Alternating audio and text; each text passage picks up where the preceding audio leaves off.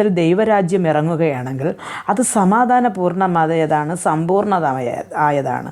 അപ്പോൾ നമ്മുടെ ജീവിതത്തിൽ സമാധാനക്കേടുകൾ മാറണമെങ്കിൽ ദൈവത്തിൻ്റെ രാജ്യം നമ്മുടെ ഇടയിൽ ഇറങ്ങി വരണം. അപ്പോൾ അതിനു വേണ്ടിയാണ് ആദ്യം ദൈവം പ്രാർത്ഥിക്കുവാൻ പറഞ്ഞത്. അപ്പോൾ അങ്ങനെ ആ പ്രാർത്ഥിച്ചതിന് ശേഷം അന്നന്ന് നമുക്കുള്ള ആവശ്യങ്ങളെക്കുറിച്ച് ബോധിപ്പിക്കണം. അപ്പോൾ ഇന്നലെ ഞാൻ നിങ്ങൾക്ക് വചനം പറഞ്ഞു തരുമ്പോൾ ഞാൻ അതിൽ പറഞ്ഞു, യേശു നമുക്ക് പ്രാർത്ഥിക്കുന്നതിന് മുമ്പായി തന്നെ നമുക്ക് എന്താവശ്യമെന്നുള്ള കാര്യം ദൈവത്തിന് നല്ലതുപോലെ അറിയാം. അപ്പോൾ നല്ലൊരു പിതാവ് മകൻ്റെ ഈ പ്രായത്തിൽ ഇന്ന ആവശ്യമുണ്ട്, അല്ലെങ്കിൽ മകളുടെ ഇന്ന പ്രായത്തിൽ ഇന്നത് ആവശ്യമുണ്ട് എന്ന് അറിയുന്നത് പോലെ തന്നെയാണ് അതിനേക്കാളും നമുക്ക് ഈ സമയത്ത്, അല്ലെങ്കിൽ നമ്മളായിരിക്കുന്ന ഈ സന്ദർഭത്തിൽ നമുക്ക് എന്താവശ്യമുണ്ടെന്ന് നമ്മളെക്കാലം നല്ലതുപോലെ നമ്മുടെ ദൈവത്തിനറിയാം. ഇന്നത് ചെയ്തു കൊടുത്താൽ എൻ്റെ കുഞ്ഞ് സമാധാനമായി അല്ലെങ്കിൽ സന്തോഷമായി ഇരിക്കുമെന്ന് ദൈവത്തിന്